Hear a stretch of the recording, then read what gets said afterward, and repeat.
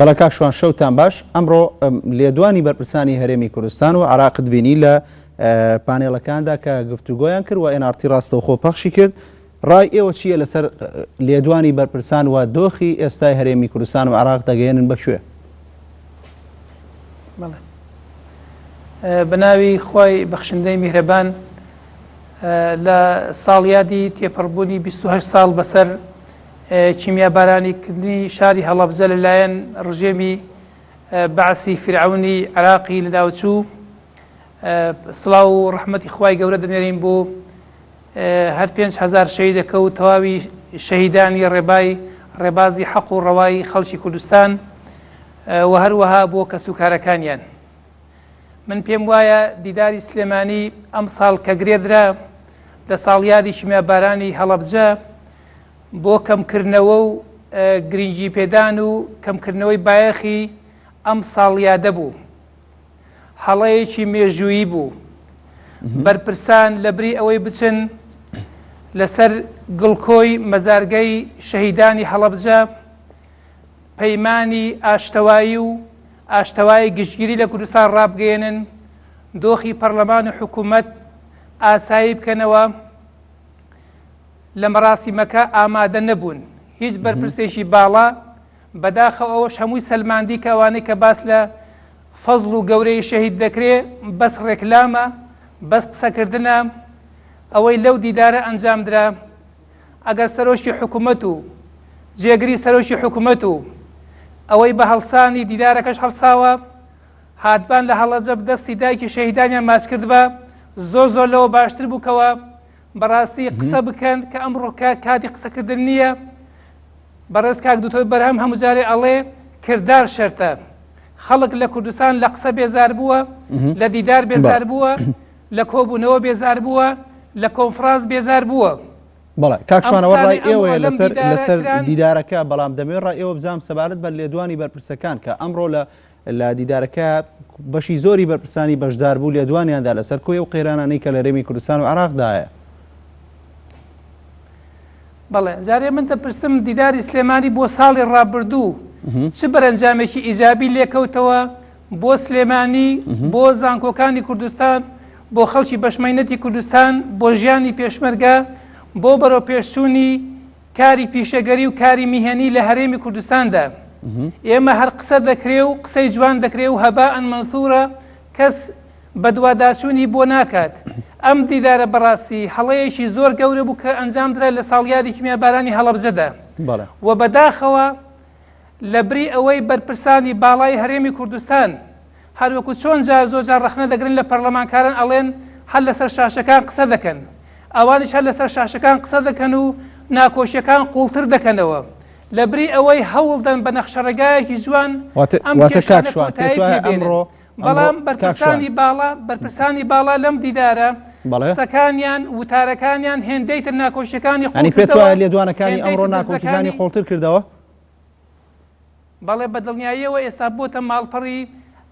لە ماڵپەڕەکان لە سەحافە لە میدیا باسی ئەو ناکۆشیانەیە. کەی چارەسەری کێشەی حکوومەت چاکسازی ئاشبوونەوە گشتگیری بەوە چارەسەر دەکرێت. ئێمە لە بەردەم بەرپرسانی شۆڤێنیستی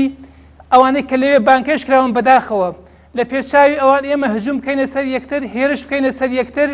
ئەزمموی خۆمان چەند ناشرینە هێندەی تر لە کەداری بکەین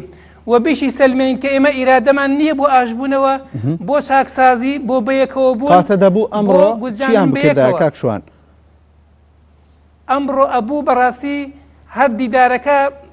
بەرنامەی کاری ئەم دیداری سلێمانی بە شێوازێک باە کە کۆتایی بە چارەسەری کێشەکان هێنابایە، نەک لەوێدا حتا ئەو خاڵانەی کە تیایدا قسەی لەسەر دەکرێت ئەبوو دیاری کرابانایە، ئەبوو ئەو وتارانەی کە پێشکەش دەکرا لە ئەو لیژنەی کە سەپەرشی دەکا بیبینی باە ئەگەر دەزانی دەبێتە ماڵکردنەوەی ناکۆکیەکان سیڕاع و ململانێ ئەبوو لەوانە خۆ پارێزرابایە. بەڕاستی هیچ مانایەک نییە ئێمە هادی عامری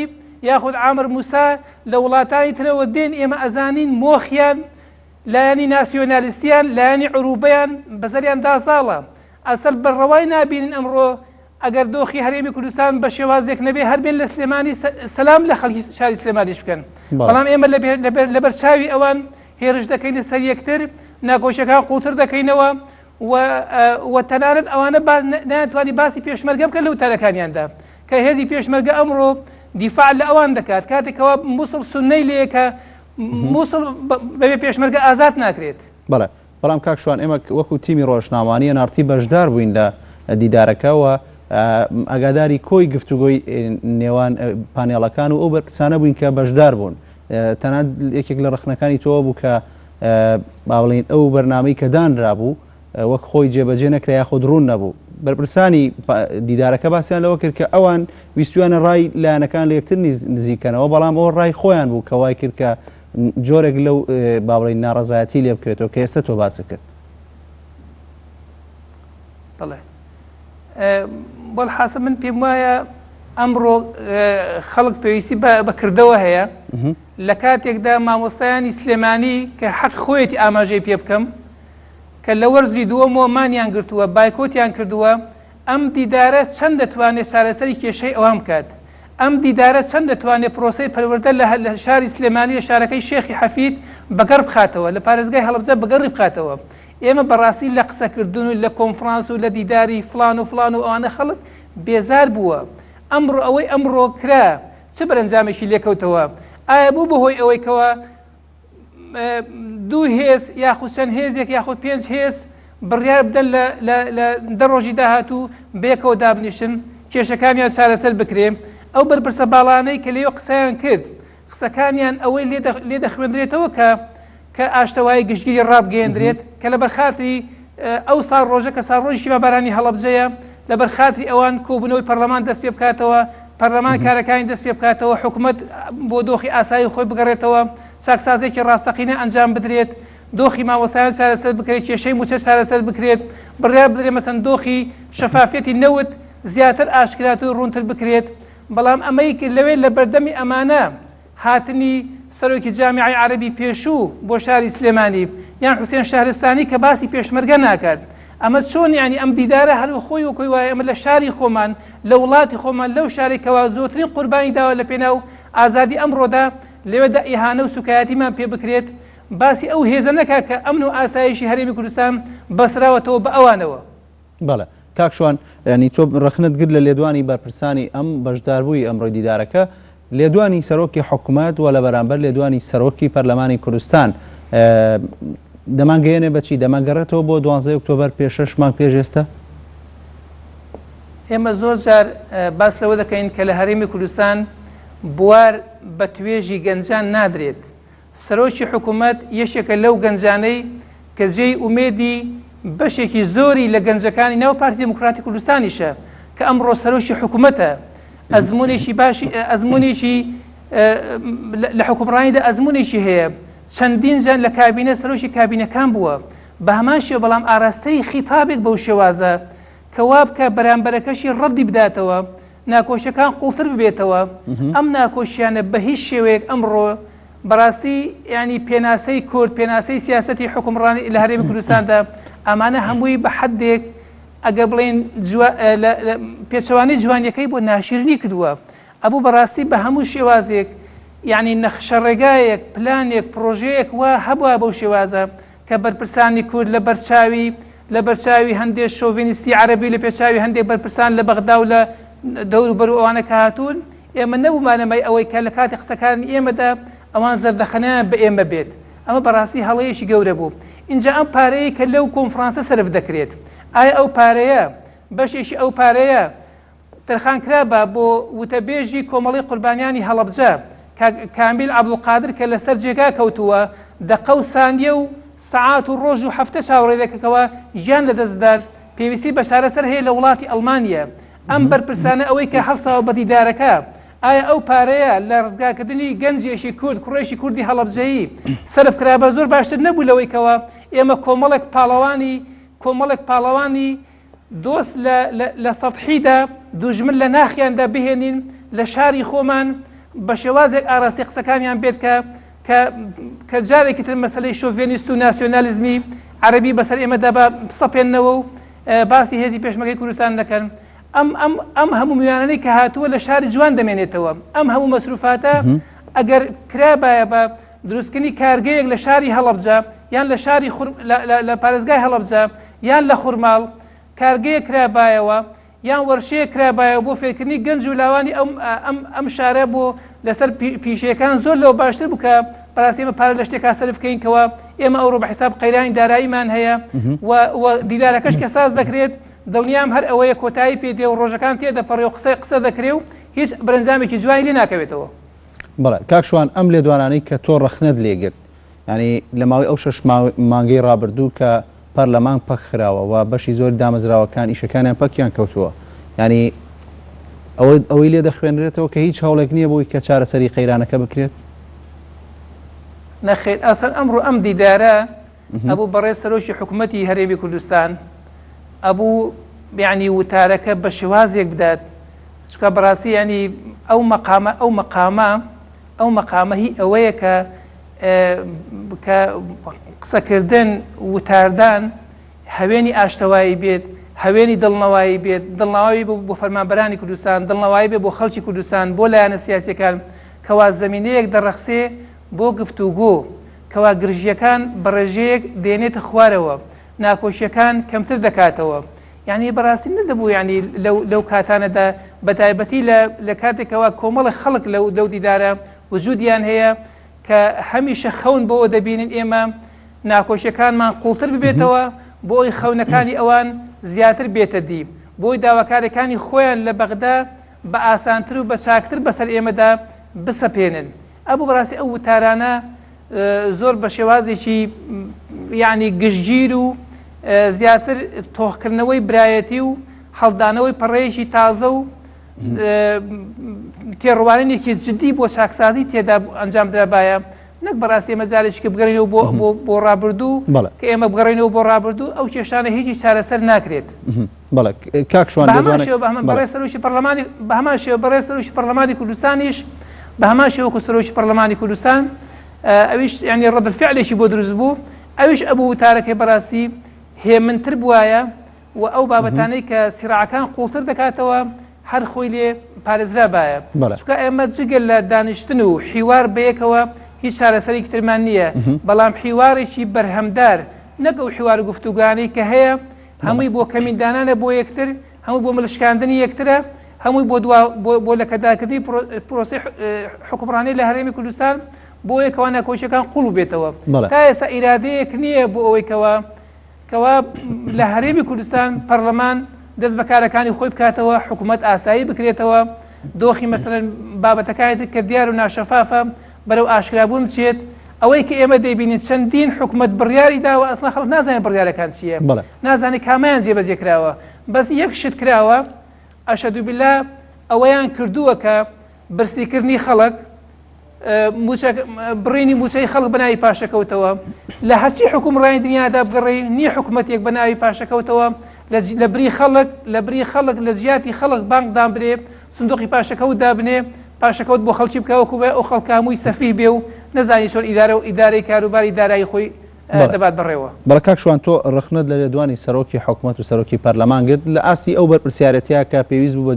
بە نەرمتر لێدوان بدەن. من پرسیارەکە دەبەستمەوە بە شتێکە لە ڕابردوو زۆر ڕەخنە دەگیرا لەسەر ئەو بەرپرسە حیزبیانی کە لێدوانیان دەداوە باسییان لەوە دەکردکیان و ئەمانە بەرپرسی حیزبین بۆیەوە لێدوان نەدەن. ئەنی ئەمڕۆ لێدوان لە دوو بەرپرسی سەرۆکی هەرێمی کوردستان کە سەرۆکی حکوومەت و سەرۆکی پەرلەمان بوو. ینی ئەمان دەمانگەڕێتەوە بۆچی بۆ ئەوەی کە باوەڕیان بە دیالۆگ نییە یاخود بۆ هۆکارەکەی چییە کە بەم شێوە لێدوانەدەن. بەڵێ هەموو لایەک ئەڵێن ئێمە گفتوگۆ ڕەت ناکەینەوە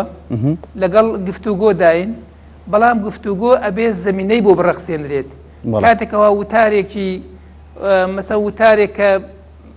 یعنی بەشێک بەس دەبێتە هەجمە بۆ سەر لایەنێکی تر کە ئەو لایەنە پێی وایە لە هەرێمی کوردستان زوڵمی لێکراوە کۆمەڵێک سەرباز بوونە هۆی ئەوەی کەوە کەسێک کە نوێنەری ڕاستەقینەی خەڵکی کوردستانە سەرۆکی پەرلەمانە نەتوانێت پێ بنێتە سنووری پارێزگای هەولێرەوە لەبەرەوە ئەبێ بەڕاستی هەندێک شت هەیە تەقدیری دەرونی و معنەوی بەرامبەرەکەت بکەی زەمینە بڕەخسێنی ئەم پێم وایە دەبوو ئەمڕۆ لەم کۆبوونەوەیەدا چاکوچۆنی و مسافەحە و زەردەخەنە لەگەڵ یەکتری بەشێکە لە چارەسەری کێشەکان. ئێمە ئێستا بەڕاستی لە نێوان لایەنەکاندا وەکو مێردەزمە و کابوو سەیری یەکتر دەکەین. ئێمە بەو شێوازە تەعامولکەین، یعنی حتا حکومڕانی کوردی لە هەرێمی کوردستان دڵنیات دەکەم بەردەوام نابێت. واتە تۆ ڕەشبینی لەسەر ئایندەی دانوستان و گفتوگۆکانی نێوان لایەنەکان؟ ئەوەی تا ئێستا دیداری سلێمانی کە کەسێکی ئەکادیمی، کەسێک کەوا سامانێکی نەتەوەیە لەم هەرێمەدا کە بەڕێز دکتۆر بەرهەم ئەحمەد ساڵحە کە لە ڕابردووشدا ڕۆڵی خۆی هەبوو لە کابینەکاندا. بەڵام ئەم دیدارە ئەم سەرەتایە ئەوەی ئەمڕۆ تەواوی خەڵکی کوردستانی ڕەشبین کرد کار بگاتە ئەو ڕادەیەکەوە یەشێک وتار بەدا هەندێک ئەندامی حیزبی لە ئاستی باڵا بۆی هەڵسنەوە، بۆی بچنە سەر مەنەسە وەڵامی بدەنەوە. ئەمانە لە پێشچاوی کۆمەڵێک بەرپرس کە ئێمە ئەزانین ئەو بەرپرسانە ڕۆژانە لە ناوچەکانی دەرەوەی هەرێمی کوردستان چی دەکەن، چ بەرامبەر خەڵکی خورمات و بەرامبەر خەڵکی پێشتر جەلەولا و خانەقین و شوێنەکانی تر چیان ئەنجام داوە. ئێمە نابێ بەڕاستی خۆمان بکەینە مەسرحیات و شانۆگەری بۆ ئەوانە. زەمینەی گونجاو بۆ گفتوگۆ، زەمینەی گونجاو بۆ بەیەکەوە بوون، زەمینەی گونجاو بۆ ئاشبوونەوە. ئێمە ئێستا هەمیشە لەوە داینکەوە کەمین بۆ یەکتردا بنین،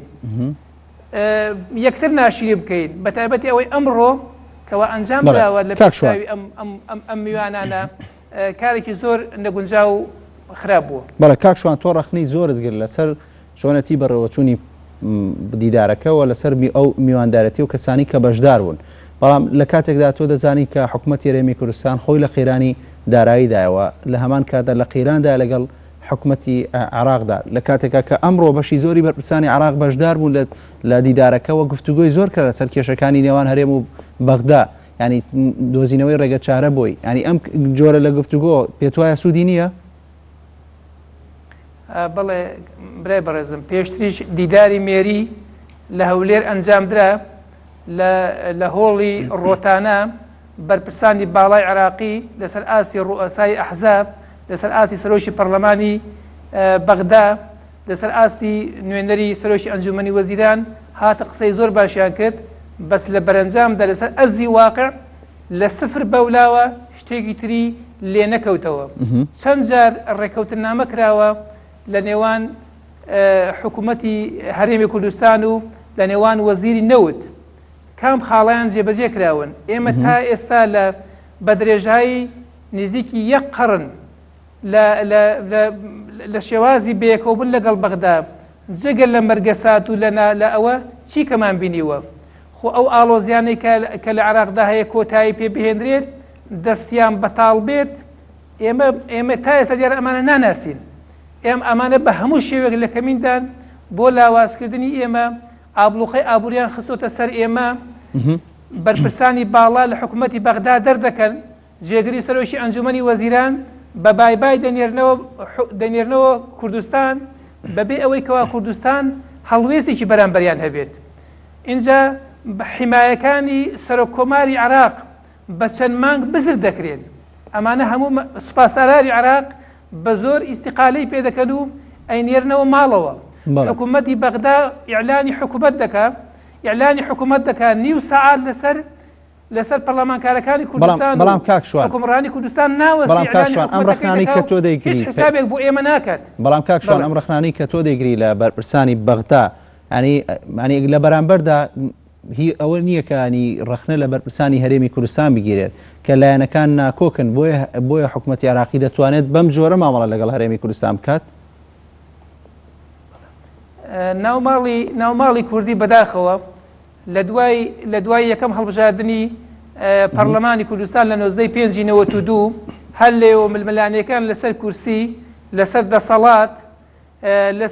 لەسەر دەستگرتن بە سامانی نەوت، لەسەر پاراستنی بەرژەوەندە حیزبیەکان، لەسەر دروستکردنی کۆمپانیا، لەسەر هەموو ئەو شتانە کراوە. ئەسەن ئێمە بەغدامان لەبیر چۆتەوە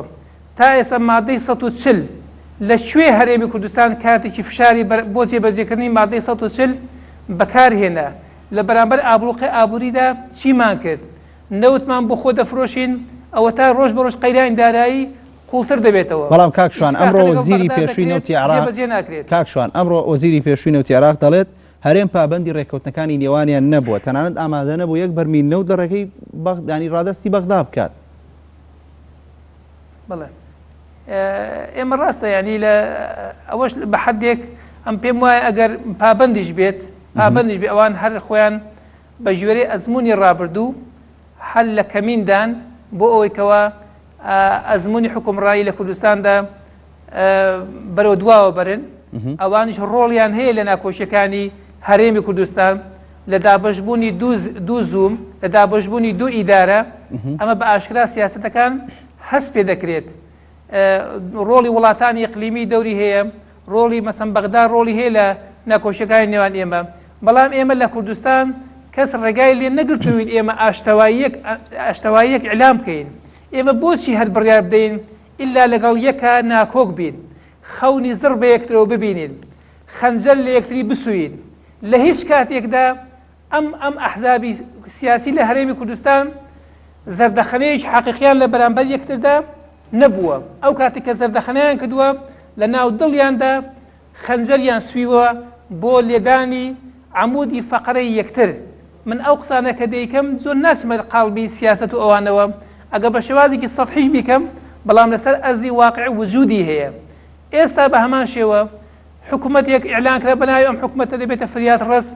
چەند کۆمەڵێک حیزب لە ناویدایە حد لە سەرەتاوە بە ئەزەمات دەستی پێکرد وەزیرەکانیان مەسەن سەلاحیەتیان نییە وەزیری کارەبایە لە داخە کە هێندەی ئیهانە و سوکایەتی پێکرا کە نەدانی گازوای وچی ئەوانە ماڵ ئاوای کرد استقالێک کرد و ڕۆیشتەوە ماڵی خۆی بە هەمان شێوە مەسە وەزیرەکانی تر بێزان ئەڵێ سەڵاتمان نییە نەوت دەڕوا بۆ وڵاتانی دەرەوە وەزیری مختەس ئاگای لە داهاتەکەی نییە. ئێمە ئەو ناوماڵە ناوماڵێکی جاڵجاڵۆکەییە هیچ کەسێکیش نییە بەڕاستی ئیرادەیەکی هەبێت ببێتە فریات ڕست بۆ چارەسەری کێشەکان. ئێمە بەس لەوە ئازاین پڕەکان هەڵدەینەوە ئەو شتانی کە دەبێتە مای ناکۆشی قوڵکردنەوەی ناکۆشیەکان لە هەرێمی کوردستاندا خەڵک و فەرمان بەسەری دەکرێت وەزیر بێت ئەندامی مەکتەبی سیاسی بێت خەڵکی تر بێت وەکو فەرمانبەر مەسەر داوامی پێ بکەی و هەندێک واجبات هەیە جێبەجێکاو بەڵام بەبێ سەلاحیەت و بەبێ هیچ شتێک ئەم وڵاتە بە هەمومان بەڕێوە دەچێت ئەبێ متمانەمان بە یەکتر هەبێ متمانە بۆ یەکتر بگەڕێنینەوە